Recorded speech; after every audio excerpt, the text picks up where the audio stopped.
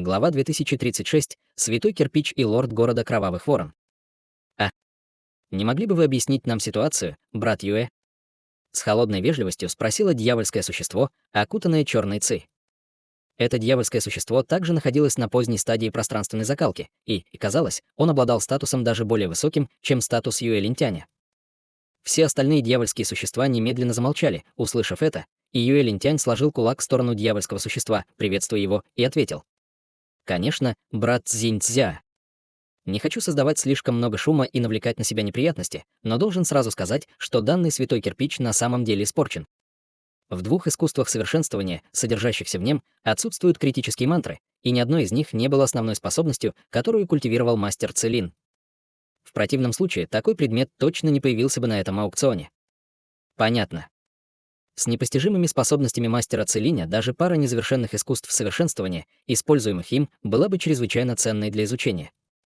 Таким образом, их ценность действительно превосходит ценность пятицветных колоколов темной крови Цзинь. Цзя ответил просвещенным тоном. Мало того, что другие присутствующие дьявольские существа не были разочарованы, услышав это, жадность в их глазах только усилилась. Тот факт, что этот предмет был испорчен, только делал его подлинность более правдоподобной. Не могли бы вы открыть нам название двух искусств совершенствования, уважаемый Даос Юэ? Это поможет нам решить, будут ли нам полезны эти искусства совершенствования. В зале раздался резкий голос, но была использована секретная техника, которая сделала невозможным точное определение того, кто говорил. Боюсь, что нет. Когда владелец этого священного кирпича принес его в наш аукционный дом, он поставил условие, что искусство совершенствования, содержащееся в святом кирпиче, не может быть раскрыто заранее. Хорошо, я сообщил вам все, что я могу сказать об этом предмете. А теперь. Да начнется торг. Решительно заявил Юэ Линтянь. Я беру этот святой кирпич за 40 миллионов дьявольских камней. Громовой голос раздался из одного угла зала, и он принадлежал массивному угрожающему дьявольскому мужчине ростом около 30 футов. Ты думаешь, что сможешь купить сокровище такого калибра за 40 миллионов? Не слишком ли это самонадеянно, братши? Я предлагаю 50 миллионов. Рогатый дьявол с густой бородой холодно усмехнулся в ответ. 60 миллионов. Цзиньцзя без колебаний поднял цену. 65 миллионов. 68 миллионов. Другие ставки также прилетали из других углов зала, и в торгах участвовали самые богатые и высококлассные дьявольские существа. Ханьли, естественно, интересовался искусством совершенствования, оставленным существом на стадии Великого Вознесения, но, к сожалению, они были оставлены священным предком и были неполными. В противном случае он, возможно, был бы склонен вступиться в бой за них. 80 миллионов. Раздался ледяной голос, и в то же время по всему залу пронеслась ледяная аура. Все присутствующие более слабые дьявольские существа мгновенно напряглись, как будто их погрузили в ледяную яму, и даже дьявольские существа на стадии пространственной закалки не могли не содрогнуться. «Это дьявольский лорд!» — воскликнул кто-то. Все остальные дьявольские существа были ошеломлены, услышав это, и немедленно повернулись к источнику ледяной ауры. У бокового входа в зал появился пожилой мужчина в серой мантии, и от его тела исходила слабая малиновая ци. Это городской лорд. Старший Бинг. Все заведение сразу же взорвалось бешенством при виде этого пожилого мужчины. «Что привело вас сюда, городской лорд?» Вежливо поинтересовался Юэ Линтянь, поспешно салютуя издалека. «А почему я не могу появиться здесь? Мне нельзя присутствовать на этом аукционе?» Спросил пожилой мужчина. «Конечно, можете. Для меня большая честь видеть вас здесь, городской лорд. Я просто немного ошеломлен вашим прибытием», поспешно объяснил Юэ Линтянь. «В таком случае я если сделал самую высокую ставку, так что теперь этот святой кирпич не должен быть моим?» Равнодушно спросил городской лорд. «Конечно. Если не будет сделано более высокой ставки, то святой кирпич будет полностью вашим. Есть ли другие даосы, которые хотели бы сделать более высокую ставку?» Спросил Юэ Линтянь, поднимая перед собой кирпич. Его голос эхом разнесся по всему залу, но его встретила полная тишина. Все присутствующие высококлассные дьявольские существа все еще смотрели на святой кирпич с обжигающей тоской в глазах, но никто из них не осмелился ничего сказать. Бинг Цинжэнь был не только городским лордом, но и дьявольским лордом среднего уровня. Никто не будет настолько глуп, чтобы конкурировать с ним в торгах. Юэ Линтянь глубоко вздохнул, но как только он собирался сделать последнее объявление, внезапно раздался незнакомый голос. 90 миллионов. Что? Кто посмеет соревноваться с городским лордом? Он не боится быть убитым. Это явно какой-то сумасшедший. Точно. Иначе и быть не может. Услышав это, в толпе сразу же поднялся огромный ажиотаж, и все в недоумении огляделись, пытаясь определить, откуда взялась ставка. Однако голос участника торгов, казалось, не имел источника, и было невозможно отследить точное местонахождение участника торгов. Услышав это, глаза Бинг Цинжэня слегка сузились, и он крикнул: 95 миллионов. 98 миллионов. Тот же самый голос раздался снова без малейшего колебания. Выражение лица Бинг Цинжэня полностью помрачнело, когда он услышал это, и малиновая ледяная ци вокруг его тела вспыхнула от ярости. Все дьявольские существа во всем зале замолчали, опасаясь навлечь на себя гнев городского лорда. Ко всеобщему удивлению, городской лорд сделал паузу, прежде чем признать: «Похоже, мне придется отступить». После этого он без колебаний покинул зал.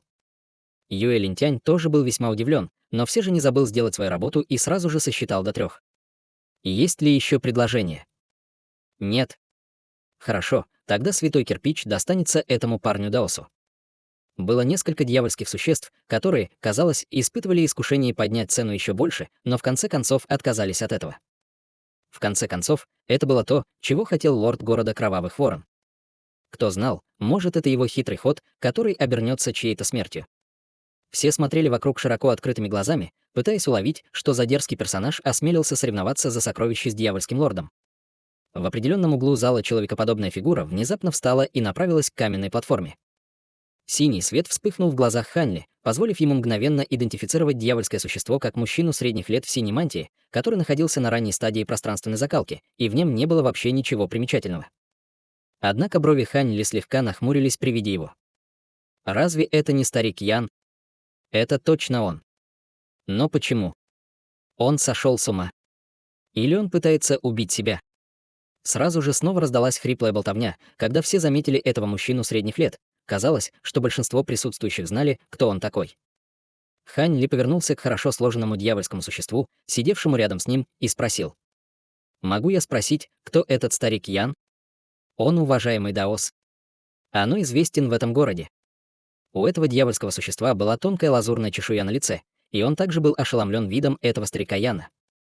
Почувствовав, что Хань Ли был существом поздней стадии пространственной закалки, дьявол немедленно ответил вежливо: «Вы не должны быть из этих мест, уважаемый. Старик Ян — известный мастер по совершенствованию инструментов в этом городе, и многие люди обращаются к нему за ремонтом дьявольского сокровища или заказывают переработку каких-то низкосортных дьявольских сокровищ. Он живет в этом городе уже более 100 лет и всегда вел себя сдержанно, поэтому я понятия не имею, почему он что-то делает вот так сейчас. Возможно, искусство совершенствования, которое он использует, воздействует на его мозг. Если подумать, откуда у него вообще такое огромное количество дьявольских камней? Понятно. Спасибо за ответ, уважаемый. Ответил Ханли, кивнув, прежде чем снова бросить взгляд на старика Яна. В этот момент тот уже пробрался на каменную платформу и вызвал сумку для хранения, чтобы Юэ Линтянь мог ее осмотреть. После того, как было подтверждено, что в мешочке находится нужное количество дьявольских камней, святой кирпич был передан ему, и он убрал его среди вспышки черного света. Во время этого процесса Юэ Линтянь также с удивлением смотрел на старика Яна. Что было еще более удивительным, так это то, что после того, как этот старик Ян получил святой кирпич, он не сразу покинул аукционный дом. Вместо этого он вернулся на свое место, и казалось, что он собирается также участвовать в торгах за последний лот аукциона. Это, естественно, очень удивило всех свидетелей, а также подсказало им, что, скорее всего, что-то не так. Многие дьявольские существа, которые замышляли против него заговор, немедленно отказались от этих намерений, и после того, как Юэ Линтянь немного успокоился, наконец перешел к последнему предмету аукциона. Он махнул рукой, и дьявольская женщина с пустыми руками подошла к нему, а затем взмахнула запястьем, чтобы призвать зеленый браслет. Как только браслет появился, он испустил вспышку белого света, и на каменной платформе появился массивный объект длиной более 100 футов.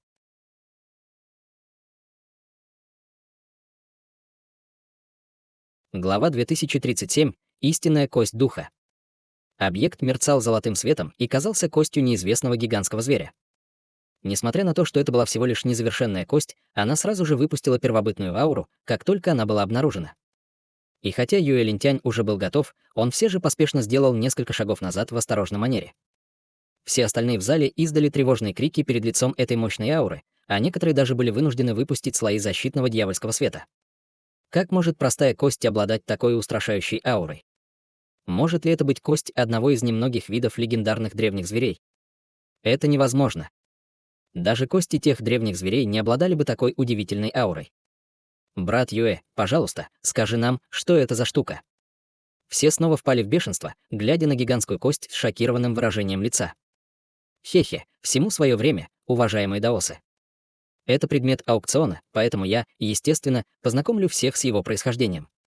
Видя, что есть много уважаемых даосов, которые заинтересованы в нем, я не буду больше откладывать. Это не кость какого-то древнего зверя, это кость истинного духа, с улыбкой сказал Юэ Линтянь. Кость истинного духа.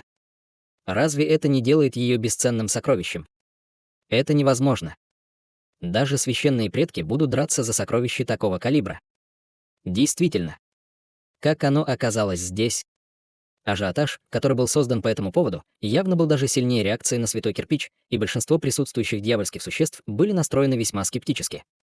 Выражение лица Хань Ли также немного изменилось, когда он услышал это, и он сразу же сосредоточил свой взгляд на этой гигантской зеленой кости. Внезапно он уловил слегка знакомый сладкий и ароматный запах из этой изначальной ауры, и он, казалось, был похож на аромат некоторых лекарств.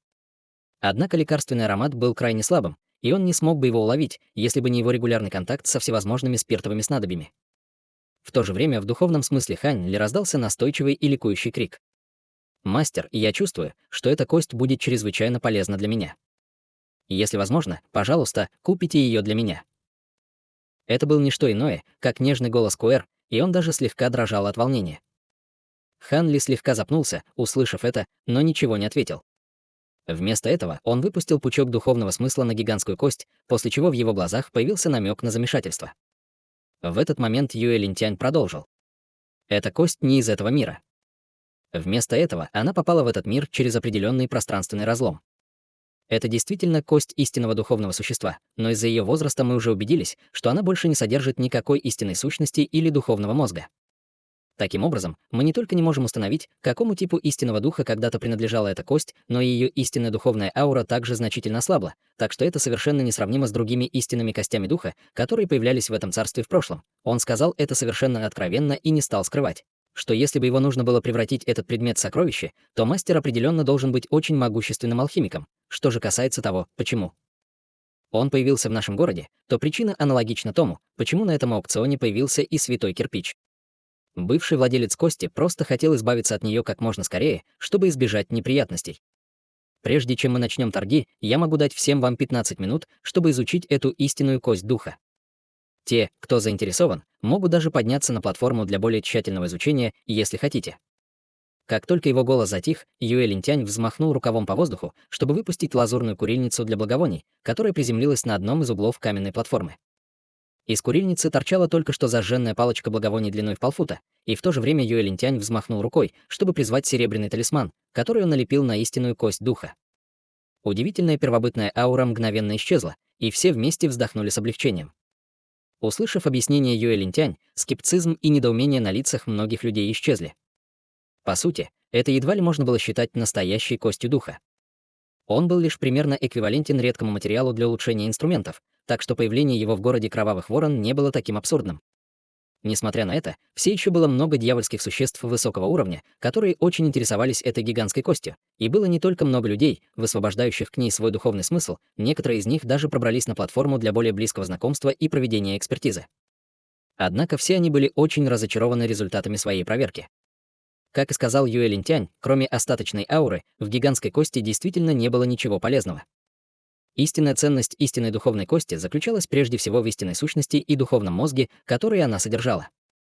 Даже если бы в кости можно было найти мизерное количество, ее ценность немедленно увеличилась бы в 1000 раз. Однако отсутствие этих вещей, естественно, сильно повлияло на его ценность. Хань Ли некоторое время сидел на своем месте, и только после того, как на платформе больше не осталось дьявольских существ, он пробрался к истинной кости духа, прежде чем осторожно коснуться ее пальцем. Юэ Линтянь кратко оценил Хань Ли, но просто улыбнулся и позволил ему делать все, что ему заблагорассудится.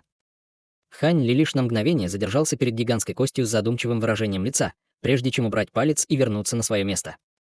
Когда палочка благовоний в курильнице наконец превратилась в пыль, Юэ Линтянь взмахнул рукавом, чтобы вытащить курильницу, а затем серьезным голосом объявил: «Хорошо, время вышло. Сейчас начнется аукцион, и стартовая цена — 50 миллионов. В отличие от торгов за святой кирпич, это объявление было встречено полным молчанием. Никто не делал никаких ставок, но Юэ Линтянь просто ждал со слабой улыбкой, казалось, совершенно не заботясь об этом. 50 миллионов. Спустя долгое время первая ставка была наконец сделана. 52 миллиона. 56 миллионов. Другие тоже начали присоединяться к торгам, но их было всего 6 или 7, намного меньше, чем участников торгов, которые интересовались святым кирпичом. Неудивительно, что это так, это действительно была истинная кость духа, но ее использование было строго ограничено. Поэтому, естественно, было не так много людей, готовых раскошелиться на нее так много дьявольских камней. Несмотря на это, цена по-прежнему неуклонно росла, и с 3 или 4 претендентами на участие в торгах цена постепенно поднялась до ошеломляющих 70 миллионов. Самую высокую цену предложила дьявольская женщина, чей внешний вид говорил о том, что она довольно богата. Остальные претенденты тут же замолчали, и казалось, что они собираются уступить. При виде этого в глазах дьявольской женщины промелькнул намек на восторг. 70 миллионов раз. 70 миллионов два. Если больше не будет ставок, то эта истинная духовная кость достанется этому уважаемому даосу. Хе-хе, позвольте мне напомнить вам, что если вы упустите эту возможность, в будущем будет крайне сложно получить еще одну настоящую кость духа, усмехнулся Юэ Линтянь, явно недовольный текущей ценой. Смогу ли я продать некоторые предметы здесь, если у меня не будет достаточно дьявольских камней? Человек, поднявший этот вопрос, был никем иным, как Хань Ли. Юэ Линтянь, казалось, был очень рад услышать это, и он ответил. Конечно. Независимо от того, будут ли это сокровища, пилюли, ингредиенты, материалы или искусство культивирования, если это что-то ценное, наш аукционный дом будет готов купить их, а потом продать, предлагая взамен дьявольские камни. Однако мы предлагаем только 2/3 рыночной цены и не предлагаем никаких возвратов, даже если вы не сможете получить желаемый лот на аукционе. Хорошо, тогда я хотел бы продать кое-что. Пожалуйста, приостановите аукцион, сказал Хань Ли. Конечно. Идите, пожалуйста, в задний зал, там вы сможете продать свое ценное имущество. Юэ Линтянь махнул рукой, и дьявольская женщина рядом с ним немедленно вышла вперед в качестве проводника Хань Ли. Таким образом, Хань Ли последовал за женщиной в задний зал. Примерно через 15 минут Хань Ли вернулся на свое место и сразу же сделал ставку в размере 80 миллионов. Такая ошеломляющая цена, естественно, вызвала настоящий ажиотаж во всем зале, и многие люди внимательно рассматривали фигуру Хань Ли в плаще, пытаясь угадать, кто он такой. Выражение лица дьявольской женщины слегка изменилось, но она явно была полна решимости заполучить и истинную кость духа, и сразу же повысила цену. 82 миллиона. 90 миллионов. Хань Ли без колебаний возразил. Наконец, на лице женщины появилось нерешительное выражение, и, сделав ставку в 91 миллион, она внезапно повернулась в сторону Хань Ли и сказала. «Друг Даос, я из семьи Хай из увядающего города. Это настоящая духовная кость, и это то, что будет очень полезно для моей семьи. Если вы готовы передать его мне, наша семья Хай обязательно отблагодарит вас щедрой наградой. Семья Хай из увядающего города. Это семья Хай, которую возглавляет священный предок Куджи. Почему они отправили кого-то в город Кровавых Ворон? Семья Хай — одна из немногих основных семей по совершенствованию инструментов в нашем священном королевстве. Может ли быть так, что они заинтересованы в этой истинной кости духа? Эта женщина довольно сильна. Может ли она быть прямым потомком священного предка Куджи? Семья Хай явно была довольно могущественной семьей, и многие из присутствующих дьявольских существ смотрели на женщину с благоговением и благоговением в глазах. Однако Хань Ли полностью проигнорировал ее и сделал ставку, которая заставила всех свидетелей вздрогнуть. 100 миллионов.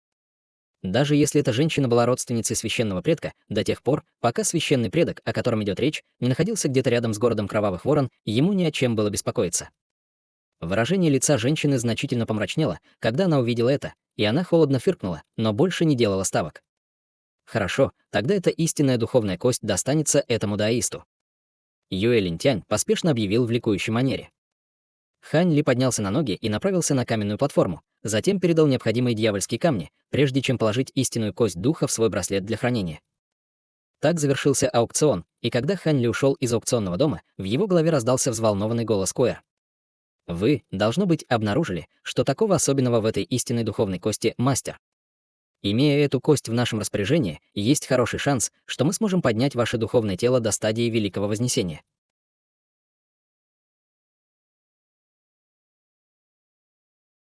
Глава 2038. Кость целительного духа.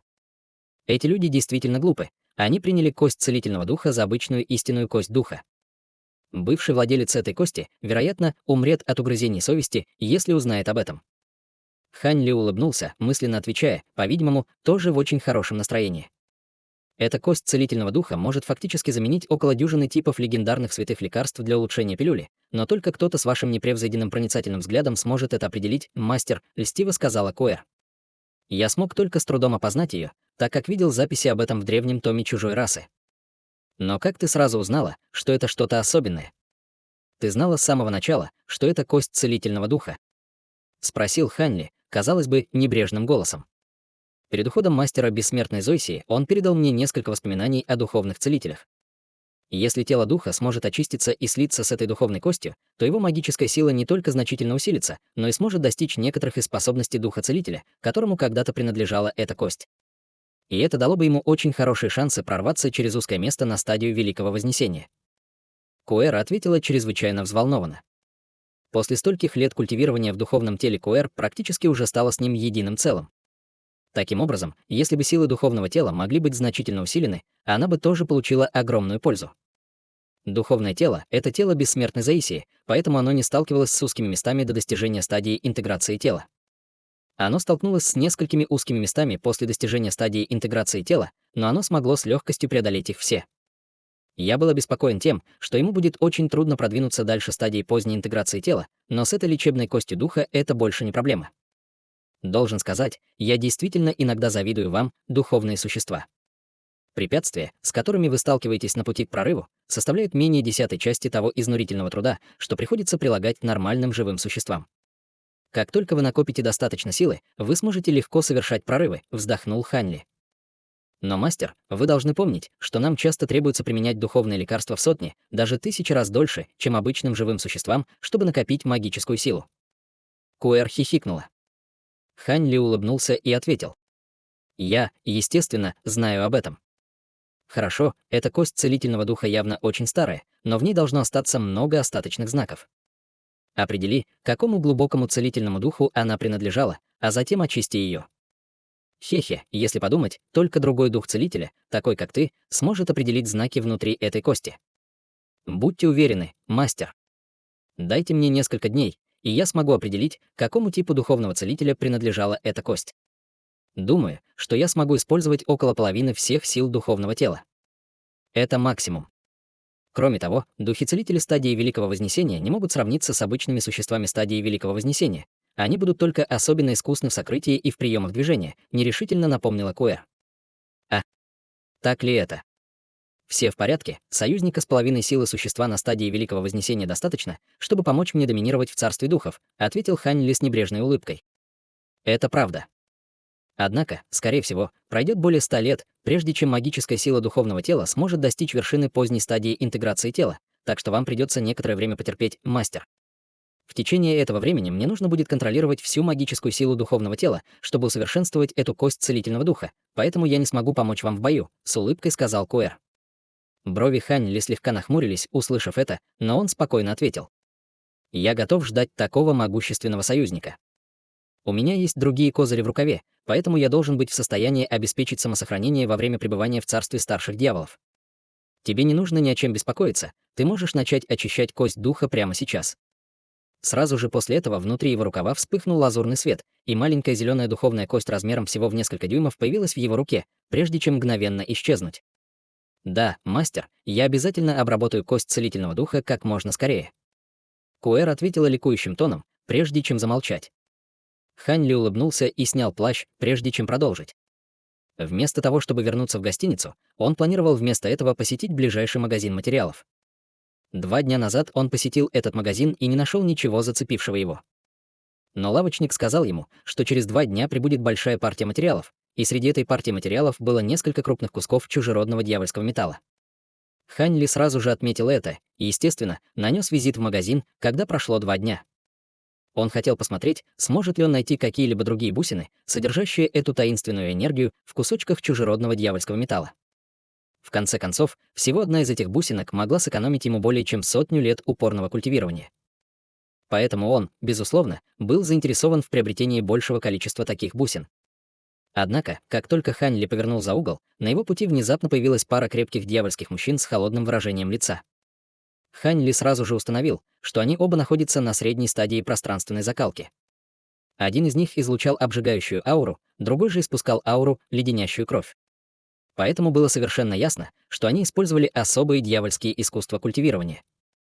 Он остановился примерно в 40 футах от них в бесстрастной манере и спросил: «Вам что-то нужно? Если нет, то, пожалуйста, отойдите в сторону. У меня важное дело. У нас нет к вам никаких дел, но есть у нашей госпожи. Она хотела бы пригласить вас поболтать», — холодно сказал один из двух дьявольских мужчин, указывая в определенном направлении. Хань Ли обратил свое внимание в этом направлении и обнаружил паб, в котором дьявольская женщина в длинном черном платье оценивала его с одного из столиков. Их взгляды встретились, и женщина соблазнительно улыбнулась. В то же время она передала свой голос Хань Ли. «Почему ты так торопишься, товарищ Даос? Как насчет того, чтобы выпить вместе? Я хотела бы кое-что обсудить с тобой. Ты здесь ради этой кости духа?» — спросил Хань Ли спокойным голосом. «Хе-хе, вы умный человек. Действительно, я здесь из-за духовной кости. Если вы готовы передать ее мне, я могу предложить вам другие сокровища, которые определенно будут как минимум равны в цене», — хихикнула дьяволица. «Я не заинтересован в передаче кости духа кому-либо», — без колебаний сказал Ханли, прежде чем сделать шаг вперед, чтобы пройти между двумя дьявольскими мужчинами. Улыбка дьявольской женщины тут же сменилась злобным выражением лица, когда она услышала это, и ее губы задрожали, когда она передавала указания двум дьявольским мужчинам. Услышав это, пара дьявольских мужчин на мгновение заколебалась, а затем приблизилась к Ханли, казалось бы, медленно и неуклонно, но их обжигающая и ледяная ауры одновременно устремились к Ханли. Две ауры переплелись и значительно усилили друг друга, пытаясь заставить Ханли отступить.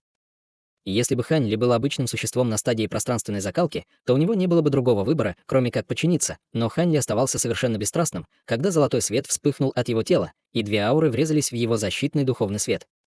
Раздался оглушительный гул, похожий на взрывной удар грома, и на долю секунды от тела Ханли возникла чрезвычайно устрашающая аура. Две ауры, одна горячая и одна холодная, выплеснулись в безумии, и сердца двух дьявольских существ вздрогнули, когда они попытались противостоять этой ауре. Однако в следующее мгновение они оба испустили крик боли и отшатнулись, словно опьяненные. С каждым шагом назад каждый из них извергал полный рот крови. Только извергнув по 7-8 глотков крови, они едва удержались на ногах, но оба смертельно побледнели.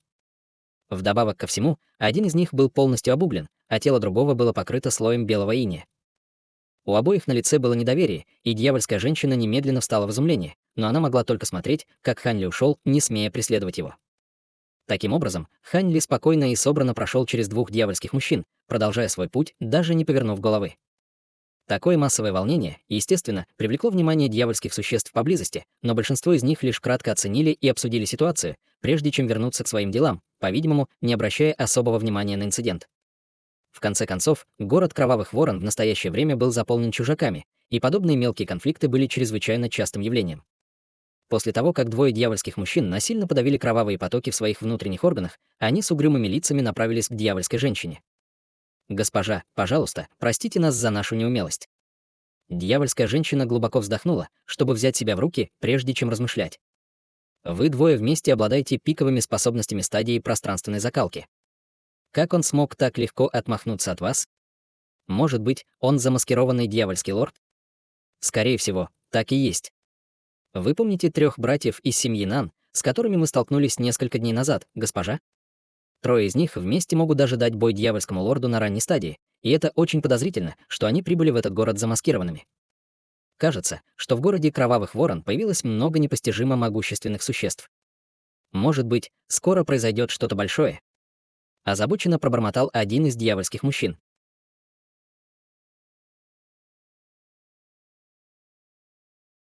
Глава 2039. Полуночная дьявольская тень. Город Кровавых Ворон — небольшой город, но это единственный близлежащий город, поэтому здесь нередко можно увидеть, как дьявольские лорды проходят через него. Такие не испытывают страха возмездия со стороны нашей семьи Хай. Настоящая кость духа, которую мы нашли здесь, является одним из жизненно важных материалов для ценного сокровища, которое наша семья Хай в настоящее время перерабатывает. Поэтому, если мы сможем принести его с собой, мы будем щедро вознаграждены. Таким образом, мы должны заполучить эту кость, несмотря ни на что. Сказала дьявольская женщина с мрачным выражением лица после короткой паузы для размышлений. Но, госпожа, если этот человек действительно дьявольский лорд, как мы должны взять у него кость духа? спросил другой дьявол. Если он действительно дьявольский лорд, тогда все будет довольно хлопотно. Он, должно быть, бродячий культиватор, раз уж он без колебаний оскорбляет нашу семью Хай. Однако то, что он не видит в нас угрозы, не значит, что в городе больше нет никого, кого бы он боялся, холодно усмехнулась дьяволица. Двое дьявольских мужчин обменялись взглядами, услышав это. «Что вы хотите, чтобы мы сделали, госпожа? Идите и разыщите 3 братьев из семьи Нан. А пока я нанесу визит лорду города Кровавых Ворон. Семья Нан все еще в долгу перед нашей семьей Хай, и если я правильно помню, Бинг Тинжэнь из долины Небесного Ауна. Так что все они, скорее всего, прислушаются к нашей просьбе. И если мы сможем заручиться их помощью, то есть очень хороший шанс, что мы сможем заполучить кость духа», — решила дьявольская женщина. Отличная идея. Если 3 братьев из семьи Нан и Бинг Цинрен вместе противостоят ему, у него не будет выбора, кроме как передать кость духа. Кроме того, мы теперь не будем просить его передать кость духа. Поэтому ему причитается нулевая компенсация. Ликуя, сказал один из дьявольских мужчин. Другой дьявол тоже кивнул в знак согласия. Хорошо, тогда давайте начнем прямо сейчас. С приливом зверей, который сейчас происходит, я уверена, что этот человек не покинет город Кровавых Ворон в ближайшее время, сказала дьявольская женщина, выражение ее лица немного смягчилось. Да, хозяйка. Двое дьявольских мужчин ответили почтительными поклонами. Между тем Хань Ли уже прибыл в большой магазин площадью около акра, и в настоящее время он внимательно изучал несколько кусков блестящей металлической руды, предложенных ему владельцем магазина. Однако вскоре на его лице появилось разочарованное выражение, он покачал головой, а затем ушел из магазина. Как он и ожидал, все эти кусочки чужеродного дьявольского металла были пусты. Казалось, что найти больше этих кристаллических бусинок для него будет просто делом везения. К этому моменту Хань Ли посетил все магазины во всем городе Кровавых Ворон и вернулся в гостиницу. Он не собирался продолжать задерживаться на улице. Инцидент, когда его перехватили, казалось, уже был им забыт. Полдня пролетели в мгновение ика, и ночь постепенно опустилась на город Кровавых Ворон. Кроме нескольких дьявольских охранников, возвращавшихся с патрульной службы, на улицах не было видно ни одного человека. Город Кровавых Воронов снова был заблокирован. Несколько часов спустя Хань Ли медитировал в своей комнате, когда на его лице внезапно промелькнул намек на удивление. Затем он немедленно сложил ручную печать и исчез во вспышке лазурного света. Спустя несколько мгновений слабые пространственные колебания вспыхнули в нескольких тысячах футов над гостиницей, в которой остановился Хань Ли, и едва заметная полоса зеленого света появилась в призрачной манере, прежде чем улететь вдаль после нескольких вспышек, полностью игнорируя полетные ограничения в городе. Вскоре после этого другая полоса серого света пролетела практически над тем же самым местом, и она двигалась немного быстрее, чем полоса зеленого света. Обе полосы света были совершенно бесшумными и едва заметными, что ясно указывало на то, что обе стороны применили секретные техники сокрытия. В мгновение эко 2 полоски света исчезли вдалеке одна за другой. Только тогда среди очередного всплеска пространственных флуктуаций появилась 3-я гуманоидная фигура, а затем бросила холодный взгляд в сторону, в которой исчезли 2 полоски света. Это был никто иной, как Хань Ли. С его чрезвычайно мощным духовным чувством он все еще мог ощущать все в радиусе нескольких километров. 2 полосам света удалось остаться незамеченными патрулирующими дьявольскими охранниками, но они определенно не смогли обмануть Хань Ли. С его нынешним уровнем силы ему нечего было бояться, если только он не столкнется со священным предком. 2 полоски света незаметно летели по воздуху глубокой ночью, так что было ясно, что они что-то замышляют, и это его весьма заинтриговало. В любом случае мне больше нечего делать. Я могу взглянуть на это странное поведение и выяснить, кто это делает и что он замышляет, пробормотал Хань Ли, также вылетев в виде слабой полосы лазурного света. Он уже нацелился на 2 человек впереди своим духовным чутьем, и хотя он мог мгновенно телепортироваться к ним, он намеренно следовал на расстоянии в неторопливом темпе. Он хотел увидеть, куда именно направляются эти двое. 2 полоски света впереди, и, естественно, совершенно не подозревали, что за ними следит кто-то третий, и им не потребовалось много времени, чтобы добраться до городской стены. Однако так уж получилось, что в этом районе патрулировала небольшая группа дьявольских стражников. Вся эта группа дьявольских стражников была одета в черные доспехи и вооружена красными алебардами длиной в несколько десятков футов. Лидер группы стражников восседал на двуглавом козлоподобном дьявольском коне. Полоса зеленого света слегка дрогнула, увидев это, но затем сразу же продолжила движение вперед, давая группе охранников небольшую передышку и пытаясь проскользнуть мимо них. Преследователь также последовал его примеру, опасаясь потерять зеленый свет. Оба они стали совершенно прозрачными из-за воздействия их секретной техники маскировки, и они могли легко прокрасться мимо группы обычных охранников. Однако, как раз в тот момент, когда полоса зеленого света проходила мимо группы патрулирующих охранников, из тела предводителя охранников вдруг вырвался резкий звенящий звук, вслед за которым метнулась серебряная нить, ударив по прозрачной полосе зеленого света с безошибочной точностью. Этот охранник нес первоклассное сенсорное дьявольское сокровище. Полоса зеленого света была вынуждена показать себя, к большому удивлению дьявольских охранников. Тем не менее, они смогли быстро прийти в себя, прежде чем хлестнуть своими алебардами по воздуху, выпустив около дюжины сабельных клинков, каждый из которых был около 10 футов в длину.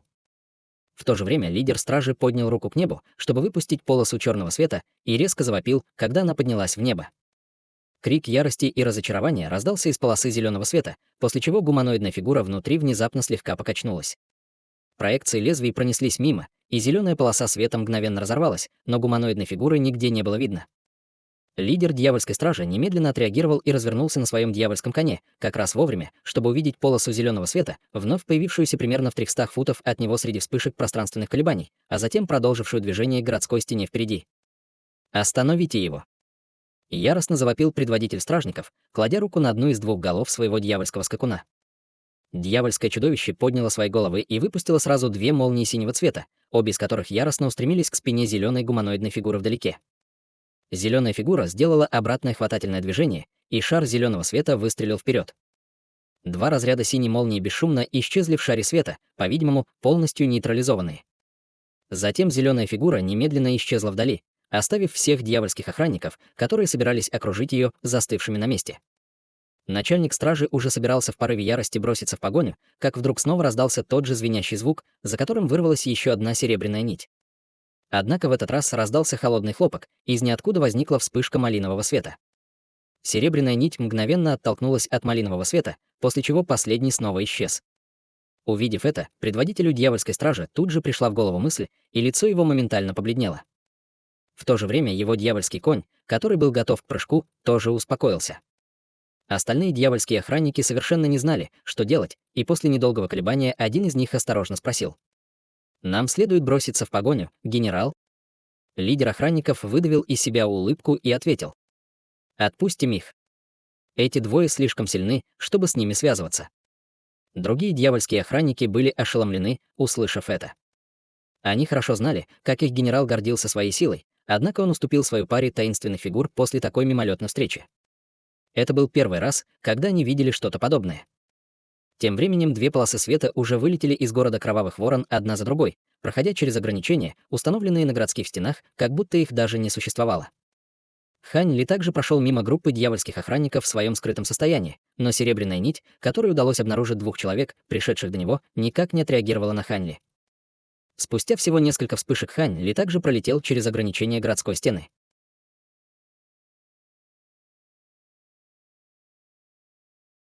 Глава 2040. Спрятанное сокровище Целиня. На протяжении всего этого процесса Хань Ли оставался совершенно незамеченным. Тем временем Хань Ли был очень заинтригован двумя фигурами впереди. Он мог игнорировать ограничения на городской стене с его огромными способностями, но эти двое явно были гораздо менее могущественными, чем он. Но все же они тоже легко смогли пройти через ограничения. Это указывало на то, что они либо обладали какими-то особыми сокровищами, либо были важными фигурами в городе, которые могли разрешить себе пройти через ограничения.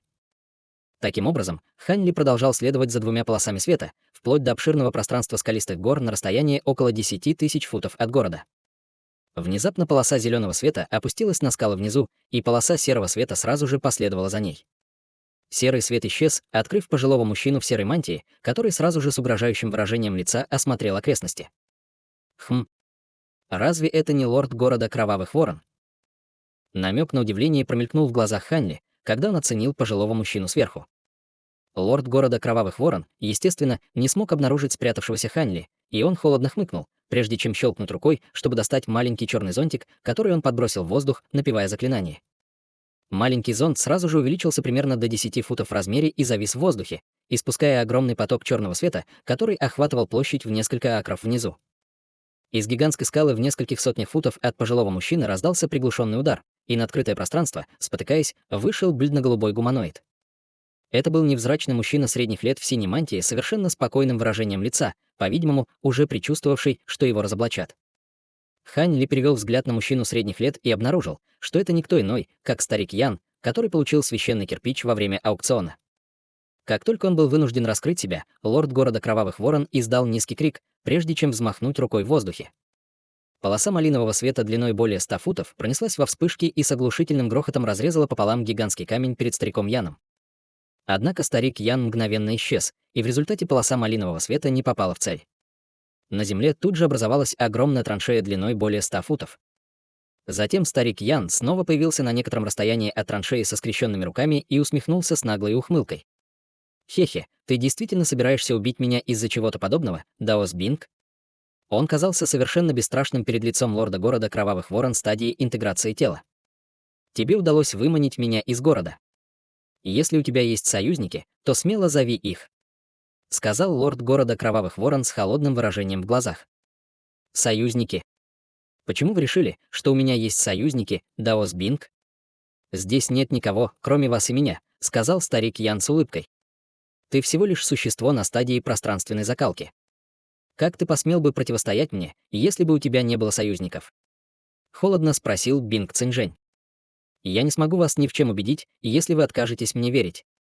Однако в том-то и дело, что я не держу зла на вас, я только хочу обсудить с вами взаимовыгодную сделку», ответил старик Ян небрежным образом. «Я открыт для сделки, но ты должен показать мне, что у тебя есть все необходимое, чтобы договориться со мной о сделке. Я запросто могу получить то, что хочу, после того, как убью тебя. Так зачем мне договариваться с тобой о сделке?» Бинг Цинжэнь расхохотался, резко шагнув вперед, а затем мгновенно исчез во вспышке малинового света. В следующее мгновение пространственные флуктуации позади старика Яна и Бинг Цинжэня снова появились в призрачной манере, прежде чем вызвать в воображении гигантскую малиновую руку, которая рухнула на голову старика Яна. Лорд города Кровавых Ворон отверг предложение старика Яна о переговорах и намеревался убить его на месте. Веки старика Яна дернулись, когда он увидел это, и он отдернул руку, даже не повернув головы. Гигантская чернильно-черная рука появилась посреди призрачного воя, и раздался оглушительный грохот, когда две массивные ладони столкнулись, после чего обе стороны одновременно отскочили. Это сила средней стадии интеграции тела. «Ты не старик Ян!» — воскликнул Бинг Цинжэнь, когда его лицо слегка побледнело. Действительно, духовное давление, исходящее от тела мужчины средних лет, резко увеличилось до средней стадии интеграции тела. Это действительно так важно. Кроме того, кто сказал, что я не старик Ян? На лице старика Яна появилось странное выражение. Бинг Цинжэнь какое-то время внимательно изучал старика Яна, прежде чем спросить холодным голосом. «Ты один из 7 бичей моря молний или кто-то из горы небесной обители?» «Ваша реакция действительно замечательна, Даос Бинг. Я действительно из моря молний, но я просто бродячий культиватор, а не один из 7 бичей. Во время битвы между 7 бичами и горой небесной обители вы ограбили место, где скончался священный предок Целин. Вы украли 3 из 4 священных кирпичей. В результате 7 бичей и люди с горы небесной обители сражались ни за что, в то время как вы проделали весь этот путь, чтобы стать городским лордом. Так. Интересно, найдется ли место, где вы сможете остаться в безопасности в нашем святом королевстве, если 7 бичей моря молний или гора небесной обители узнают об этом? Похоже, ты раскопал довольно много из моего прошлого. В таком случае священный кирпич на этом аукционе должен быть подделкой, которую ты сделал, холодно хмыкнул Бинг Цинжэнь. Как это может быть подделкой? Предмет был оценен аукционным домом. Я просто уничтожил несколько мантр внутри него. Разве ты не преследовал меня всю дорогу сюда ради 4-го кирпича? Старик Ян щелкнул рукой, чтобы показать зеленую деревянную коробку, когда он говорил. Бинг Цинжэнь какое-то время смотрел на деревянный ящик с мрачным выражением лица, прежде чем продолжить. «Мне все равно, кто ты. Этот 4-й священный кирпич — это то, что я полон решимости получить. Какую сделку ты хочешь предложить? Вы очень прямолинейный человек, брат Бинг. В таком случае я тоже не буду больше тянуть с этим. Мы оба знаем, что этот 4-й святой кирпич связан с легендарным спрятанным сокровищем, оставленным священным предком Целинем. Говорят, что когда все 4 священных кирпича будут собраны, человек не только получит все способности священного предка Целиня, но и получит карту тайных сокровищ, составленную самим священным предком Целинем. В противном случае он получит только каною Святого Чернильного Духа, одно из 3 главных летающих сокровищ нашего Святого Царства. А это уже является чрезвычайно ценным активом. Если бы кто-то вроде вас или меня получил его, даже обычному священному предку было бы очень трудно убить такого культиватора. Я хочу объединить наши 4 священных кирпича, чтобы защитить карту и разделить сокровища поровну. Что скажете? С улыбкой предложил старик Ян. У меня есть 3 священных кирпича, а у тебя только один. И ты хочешь разделить сокровища поровну. Бинг Цинжэнь холодно усмехнулся, по-видимому, уже предвидя такой ответ. Если вы спросите меня, то я скажу, что нет никакой разницы между одним святым кирпичом и 3. Если бы вы могли собрать воедино карту с 3 святыми кирпичами, которые у вас есть, вы бы не прятались в этом городе Кровавых Ворон столько лет. Таким образом, я думаю, что будет правильно, если мы разделим сокровища поровну, решительно сказал старик Ян. Бинг Цинрен на мгновение задумался, прежде чем ответить. Это важный вопрос, поэтому мне нужно время, чтобы его обдумать. До этого мне нужно проверить подлинность вашего священного кирпича. Услышав это, на лице старика Яна появился намек на настороженность. Как вы собираетесь это сделать? Вы же не ожидаете, что я просто отдам вам священный кирпич? Конечно, нет. Все, что тебе нужно сделать, это активировать святой кирпич своей духовной силой, и я смогу использовать секретную технику, чтобы проверить его подлинность, ответил Бинг Цинжэнь. Старик Ян долго колебался, прежде чем, наконец, неохотно кивнул в ответ. Понятно. В таком случае я сделаю исключение только один раз. Бинг Цинжэнь, естественно, был в восторге, услышав это. Я вижу, что ты был действительно искренен в своем предложении о сотрудничестве. Он думал, что из-за этого возникнет спор, но, к его удивлению, старик Ян согласился, не выступая против. «Внимательно посмотри». Старик Ян положил руку на деревянный ящик, и крышка отлетела сама собой, после чего из ящика появился длинный полупрозрачный кирпич. Затем старик Ян указал на него пальцем, прежде чем ввести в кирпич заряд магической силы. Увидев это, Бинг Цинжэнь сразу же сложил ручную печать, и в его глазах вспыхнул серебряный свет, когда он пристально посмотрел на полупрозрачный кирпич. В то же время из его глобела вырвался взрыв мощного духовного чувства, мгновенно окутывающего кирпич. Однако прямо в этот момент в центре кирпича внезапно появилось пятнышко серебряного света, и оно резко взорвалось пятнышками белого света. Пятнышко серебряного света резко увеличилось в размерах и начало поглощать все духовные чувства в близлежащем районе. Дерьмо. Над телом Бинг Цинжэня мгновенно появился слой малинового света, и в то же время он слегка откинулся назад. Сразу же после этого духовный свет вспыхнул над его головой, из ниоткуда вырвалась полоса золотого света, прежде чем привязаться к его шее, как молния. В то же время позади старика Яна вспыхнули пространственные колебания, и бледная призрачная рука совершенно бесшумно протянулась, прежде чем злобно потянуться к спине старика Яна своими 5 острыми пальцами. Они оба одновременно подверглись смертельным внезапным атакам.